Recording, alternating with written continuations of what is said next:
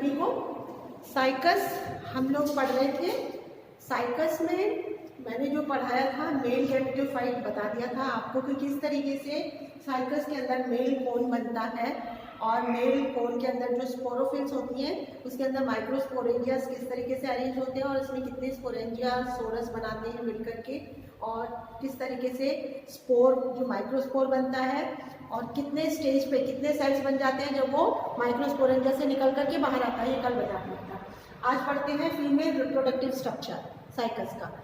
Cycas में कोई female का कोई कोन नहीं बनता, जैसे मेल का कोन बनता है कल मैंने बताया था, वैसे फीमेल का कोई भी कोन नहीं बनता है। इसमें मेगास्पोरोफिल्स होती है। साइकस का जो पौधा होता है वो मेल प्लांट अलग होता है और फीमेल प्लांट अलग होता है, ये मैंने आपको बताया था। मेगास्पोरोफिल जो पत्तियों से भिन्न होती है, जो जनन की क्रिया में भाग लेती है, उनको मेगास्पोरोफिल कहते हैं।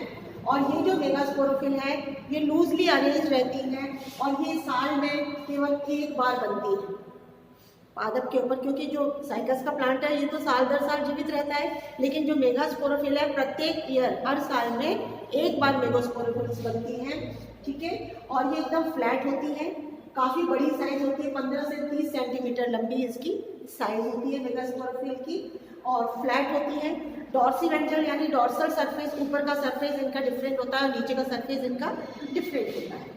ये जो मेगास्पोरोफिल है इसमें 3 पार्ट होते हैं, लोअर पार्ट, मिडिल पार्ट और अपर पार्ट। ये दिख रही है आपको मेगास्पोरोफिल, ये लोअर पार्ट जिसको स्टॉक या पीटियोल कहते हैं, ये डंडी है, ठीक है, स्टॉक या पीटियोल। बीच का जो पार्ट होता है मिडिल पार्ट, इसमें ये जो आपको गोले गोले दिख रहे हैं ये क्या है, ओव्यूल, बीजांड जिसको बोलते हैं, ये ओव्यूल सेंटर पार्ट में लगे हुए हैं। और ऊपर का पार्ट होता है लीफी पार्ट, जो जिसमें ऐसे उंगलियों जैसी संरचनाएं कट होते हैं, जैसे अपने लीव्स पढ़ते हैं हम, कंपाउंड लीफ होती है, पिन्नेटली कंपाउंड लीफ होती है ना, वैसे ही ऊपर का ये जो पोर्शन है ये पिन्नेटली कंपाउंड है, ये लीफी पार्ट है। सेंट्रल पार्ट में क्या लगे हुए हैं, ओव्यूल्स लगे हुए हैं। ओव्यूल्स की संख्या जो साइकस की प्रजातियां हैं, स्पीशीज है, उसके हिसाब से भिन्न भिन्न होती है। 2 से लेकर 10 तक ओव्यूल्स हो सकती हैं। प्रत्येक मेगास्पोरोफिल में 2 से लेकर 10 तक ओव्यूल्स पाए जाते हैं। अब हम इस ओव्यूल का स्ट्रक्चर पढ़ेंगे।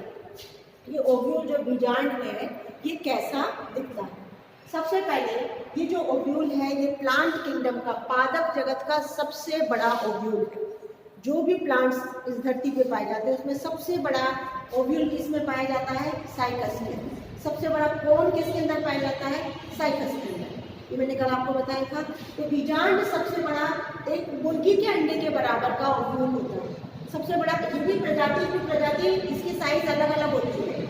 मैक्सिमम जो सबसे बड़ा ओव्यूल होता है वो 7 सेंटीमीटर का है, 7 सेंटीमीटर, यानी कि लगभग एक मुर्गी का जो अंडा होता है बड़ी साइज का उसके बराबर का ओव्यूल होता है। इसलिए पूरे पादप जगत में सबसे बड़ा ओव्यूल किसका होता है, साइकस, ठीक है। अब इस साइकस के ओव्यूल में ये ऑर्थोट्रोपस है। ये ओव्यूल कैसा है, सीधा खड़ा है। ओव्यूल के कई प्रकार आप लोगों ने पढ़े होंगे।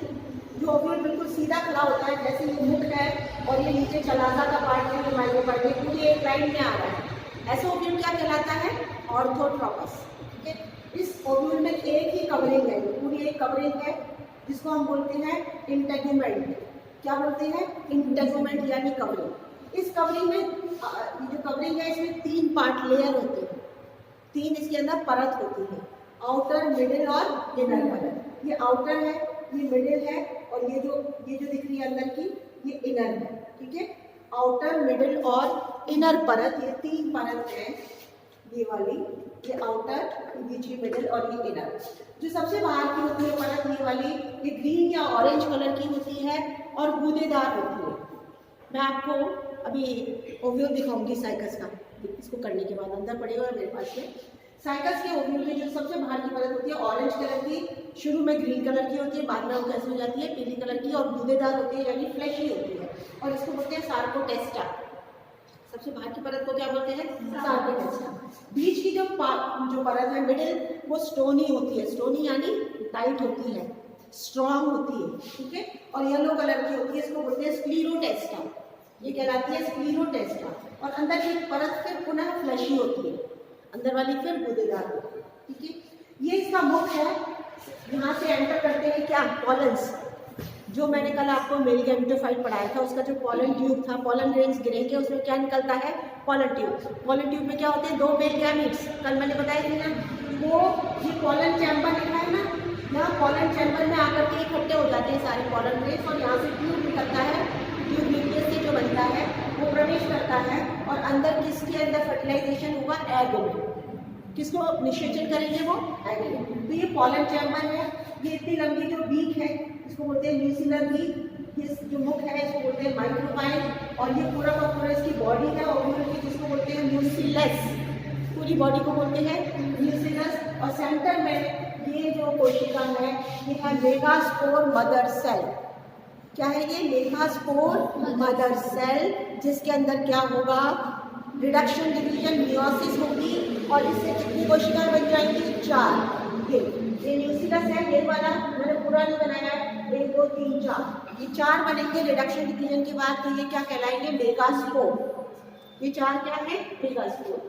अब इसमें से ये ऊपर के 3 तो खत्म हो जाएंगे, नीचे वाला जो मेगास्पोर है ये बनाएगा फीमेल गैमेटोफाइट। जो नीचे वाला मेगास्पोर है वो बनाएगा फीमेल गैमेटोफाइट, ऊपर के 3 खत्म हो जाएगा। और ये मेगास्पोर कैसे हैं, हप्लॉइड, क्योंकि किसके बाद बने हैं, ये मियोसिस के बाद बने हैं। ठीक है, अब देखिए जो लास्ट मैंने कल अभी बताया था कि 4 जो मेगास्पोर बनते हैं वो किसके अंदर है, न्यूसिलस के अंदर। ओव्यूल का स्ट्रक्चर देखो, ओव्यूल में क्या है, बॉडी क्या है, न्यूसिलस, देख रहे हो ना, न्यूसिलस के अंदर क्या बने हैं, 4 मेगास्पोर्स। अब ये 4 मेगास्पोर में से एक मेगास्पोर फंक्शनल रह जाता है, बाकी 3 क्या हो जाते हैं, डिसइंटीग्रेट हो जाते हैं। ये है फंक्शनल मेगास्पोर, एक जो बचा। इस मेगास्पोर में बहुत सारी माइटोसिस होती है, माइटोटिक डिवीजन होंगे और बहुत सारे क्या बन गए, केंद्रक। इसीलिए ये मेगास्पोर, ये जो बाहर का जो पोर्शन है ये क्या है, न्यूसिलस रह गया और ये मेगास्पोर अपनी साइज बढ़ाता जाएगा। जैसे जैसे इसके अंदर न्यूक्लियस बढ़ते जाएंगे, संख्या बढ़ती जाएगी, मेगास्पोर की साइज बढ़ती जाएगी और न्यूसिलस छोटा होता जाएगा। इसके बाहर की जो पूरी बॉडी है ये क्या है, न्यूसिलस। जैसे जैसे ये मेगास्पोर बढ़ेगा तो न्यूसिलस बाहर की तरफ बढ़ेगा तो न्यूसिलस छोटा होता जाएगा। भोजन किसमें से ले रहा है, न्यूसिलस से ले रहा है, तो ये डिवीजन होकर बहुत सारे केंद्रक बन जाएंगे और ये न्यूसिलस छोटा होता जा रहा है। फिर इसके बीच में एक वैक्यूल बनेगा रिक्ति का, ये क्या है, वैक्यूल, और ये सारे के सारे न्यूक्लियर है और ये बाहर का पोर्शन क्या बच गया, ये न्यूसिलस। ये क्या रह गया, न्यूसिलस। लास्ट में न्यूसिलस बहुत पतला सा रह जाएगा, एक लेयर पतली सी रह जाएगी और ये पूरा का पूरा जो मेगास्पोर के केंद्रक थे उनके चारों तरफ क्या बन जाएंगे, कोशिकाएं, वॉल फॉर्मेशन हो जाएगा और ये सेलुलर हो जाएगा। ये अभी तक कैसा था, न्यूक्लियर, मतलब वॉल फॉर्मेशन नहीं हुआ था। और धीरे धीरे ये न्यूसिलस बिल्कुल पतली सी एक परत रह जाएगी, क्योंकि सारा भोजन किसने यूज कर लिया, मेगास्पोर में। मेगास्पोर में बहुत सारे केंद्रक बने, केंद्रक फिर चारों तरफ से किससे ढक गए, सारे वॉल से। अभी कोशिकाएं बन गई, ये क्या बन गया, सेलुलर, और पतली सी परत रह गई किसकी, न्यूसिलस की। बाद में लास्ट में वैक्यूल के हट जाएगा। तो ये जो पोर्शन पूरा बनके तैयार हुआ इसको बोलते हैं फीमेल गैमेटोफाइट, या इसको बोलते हैं एंडोस्पर्म, या इसको बोलते हैं प्रोथैलस। 3 नाम से पुकारा जाता है, फीमेल गैमेटोफाइट, प्रोथैलस या फिर एंडोस्पर्म। अब इसके अंदर कुछ ऊपर की जो कोशिकाएं हैं वो क्या बनाएंगी, आर्कीगोनिया। फीमेल गैमेटोफाइट में बनेगा मादा जनन अंग, आर्कीगोनिया। आर्कीगोनिया की जो संख्या है 2 से 8 हो सकती है, अलग अलग प्रजाति के हिसाब से। 3 भी हो सकती है, 4 भी हो सकती है, 5 भी हो सकती है, 6 भी हो सकती है, 2 भी हो सकती है, 8 भी हो सकती है। तो ये जो मैंने दिखाई है, यहाँ कितनी दिखाई है, 2। तो 2 से 8 आर्कीगोनिया बनेंगी इस फीमेल गैमेटोफाइट में। और ये आर्कीगोनिया की संरचना देखिए, इसके अंदर एक होगा एग और एक होगा वेंट्रल कैनाल सेल, ऊपर है नेक कैनाल सेल, नेक सेल। ये नेक है और ये पूरी की पूरी क्या है, इसकी जैकेट है। आर्कीगोनिया में चारों तरफ क्या है, एक जैकेट है, नीचे एग है और ये है वेंट्रल कैनाल सेल, ऊपर नेक सेल। आर्कीगोनिया की संरचना हमेशा याद रखिए, नीचे है एग, ऊपर है वेंट्रल कैनाल सेल, ये नेक सेल्स है और ये पूरी जैकेट है। ये एक आर्कीगोनिया की संरचना है जो किसके अंदर है, यहाँ पे फीमेल गैमेटोफाइट यानी एंडोस्पर्म के अंदर, इनकी संख्या 2 से 8 हो सकती है। अब मैंने वही ओव्यूल, ये पूरा ओव्यूल था ना, ओव्यूल के अंदर ही था। अब मैंने वापस से वो पूरा का पूरा ओव्यूल बनाया जो पहले बनाया था शुरू में, जिसके अंदर क्या था, केवल मेगास्पोर मदर सेल, जिसमें रिडक्शन डिवीजन हुआ, जिससे क्या बने, 4 मेगास्पोर्स। 4 मेगास्पोर्स में से 3 खत्म हो गए, केवल 1 बचा। 1 में ये सारा का सारा प्रोसेस हुआ और वो क्या बन गया, फीमेल गैमेटोफाइट। ये है पूरा का पूरा फीमेल गैमेटोफाइट। ये वही 3 लेयर है, outer layer, middle layer, inner layer, और ये जो पतली परत दिख रही है ये पूरी, ये क्या है, न्यूक्लियस, पतला सा रह गया था, है ना। पहले कितना बड़ा था न्यूक्लियस, आप देखो फर्स्ट वाले चित्र में बड़ा न्यूक्लियस, छोटा सा मेगास्पोर बना। अब न्यूक्लियस की परत रह गई है केवल, और ये पूरा का पूरा फीमेल गैमेटोफाइट बन गया। इसके अंदर ये क्या है, आर्किगोनिया, इसके ऊपर थोड़ी सी स्पेस है, इसको बोलते हैं आर्किगोनियल चैम्बर, और यहाँ न्यूक्लियस के बाहर जो स्पेस है उसको बोलते हैं पॉलन चैम्बर। अब इसके पश्चात क्या होगा, निषेचन, फर्टिलाइजेशन। फर्टिलाइजेशन किससे होगा, जो मैंने कल आपको बताया था, जो कि मेल गैमेटोफाइट बना था, जिसमें से ट्यूब, न्यूक्लियस ने ट्यूब बनाया, वो सारे पॉलन ग्रेन्स यहाँ आके इकट्ठे हो जाएंगे पॉलन चैम्बर में। इसके ऊपर चिपचिपा पदार्थ निकलेगा जिससे अट्रैक्ट होंगे सारे, मेल प्लांट अलग है, फीमेल प्लांट अलग है, पॉलन चैम्बर में आके यहाँ इकट्ठे हो जाएंगे। यहाँ से निकलेगा पॉलन ट्यूब। पॉलन ट्यूब किससे बनेगा, ट्यूब न्यूक्लियस से। वो पॉलन ट्यूब एंटर करेगा, इसको चीरता हुआ और कहाँ आएगा, आर्किगोनिया के अंदर। और उसमें क्या थे, एक के अंदर 2 मेल गैमेट्स थे, है ना। एक से ज्यादा पॉलन ट्यूब भी एंटर कर सकते हैं, क्योंकि बहुत सारे पॉलन ग्रेन्स गिरे हुए हैं, तो बहुत सारे पॉलन ट्यूब भी एंटर कर सकते हैं आर्किगोनिया में। लेकिन केवल एक ही मेल गैमेट इस एग को फर्टिलाइज करेगा। जब बहुत सारे पॉलन ट्यूब भी एंटर कर सकते हैं, एक भी कर सकता है, तो उतने ही मेल गैमेट्स भी अंदर आएंगे ना। लेकिन एक ही मेल गैमेट किसको फर्टिलाइज करेगा, एग को। जैसे ही एक मेल गैमेट फर्टिलाइज करेगा, बाकी सारे अपने आप नष्ट हो जाएंगे। ओके, तो ये हुआ फर्टिलाइजेशन, समझिए। उसके बाद में, अब फर्टिलाइजेशन के बाद बनेगा एम्ब्रियो। फर्टिलाइजेशन के बाद बनता है एम्ब्रियो। एम्ब्रियो यानी बीज के अंदर वो पार्ट जो नया प्लांट बना सकता है। आप कोई सा भी बीज डालते हो खेत में उगाने के लिए, तो उस बीज में क्या चीज होती है, अंदर भ्रूण होता है। क्या होता है, भ्रूण, वही तो प्लांट बनाता है। बाकी तो भोजन होता है, जैसे गेहूं का बीज है, आप गेहूं जो दिख रहा है पूरा का पूरा भ्रूण थोड़ी, भ्रूण तो छोटा सा होगा, बाकी सारा एंडोस्पर्म है जो भोजन दे रहा है। इसी तरीके से ये पूरा का पूरा जो ओव्यूल है, ये किस में परिवर्तित हो जाएगा, सीड में, बीज में। पूरा का पूरा ओव्यूल किस में परिवर्तित हो जाएगा, बीज में। और ये बीज में यहाँ पे जो ये फर्टिलाइजेशन हुआ था, वो क्या बनाएगा, भ्रूण यानी एम्ब्रियो, जो ऐसा पार्ट जो कि नया प्लांट बना सकता है। तो अब ये है एग, ये एग है फर्टिलाइजेशन के बाद, इसको बोलेंगे ऊसको।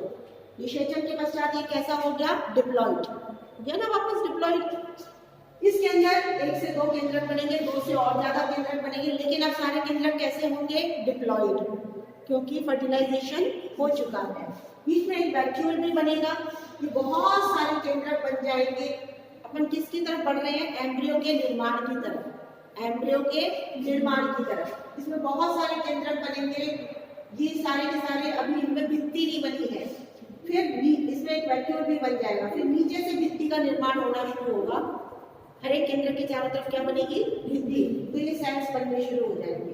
फिर ये बीच में से लंबा होएगा और ये पोर्शन इस तरीके का रूप ले लेगा, ऊपर एक पार्ट, बीच का एक पार्ट और नीचे का एक पार्ट। ये ऊपर का पार्ट कहलाता है ऑस्ट्रोरिया, नीचे का पार्ट कहलाता है सस्पेंसर, और ये है एम्ब्रियो।